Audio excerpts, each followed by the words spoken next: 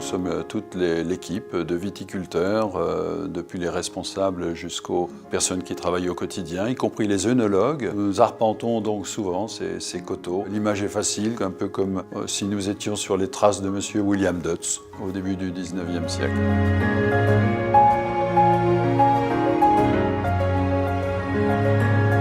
Le terroir d'Ailly, le cœur vigneron de la Champagne, c'est le terroir majestueux du Pinot Noir, un sous-sol crayeux. On a vraiment la quintessence de ce cépage, le fruité, la noblesse. Ce raisin évidemment a bénéficié de conditions tout à fait exceptionnelles.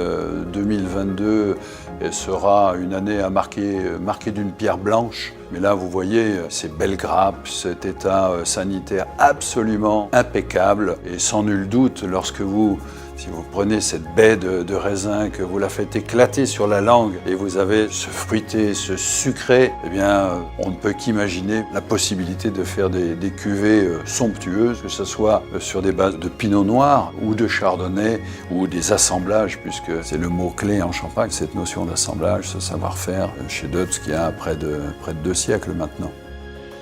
Sur ce terroir des chardonnays, tout comme le pinot noir, et ne pas oublier aussi l'excellent pinot meunier qui, avec son fruité, partout, nous n'avons que des belles grappes, des beaux raisins. Les cueilleurs, en plus, travaillent dans des conditions absolument formidables. Ils sont entraînés à sélectionner les beaux raisins, mais cet effort de sélection, cette année, est réduit pratiquement à zéro, puisqu'encore une fois, tout est beau et tout est formidable. Alors voilà, après c'est l'opération de pressurage qui est une opération très importante. Eh bien nos œnologues vont reprendre le flambeau, eux-mêmes ont hérité d'un savoir-faire. Un œnologue est toujours une personne très humble parce qu'il y a ce respect du savoir-faire, de cette transmission, de cet héritage dont ils bénéficient.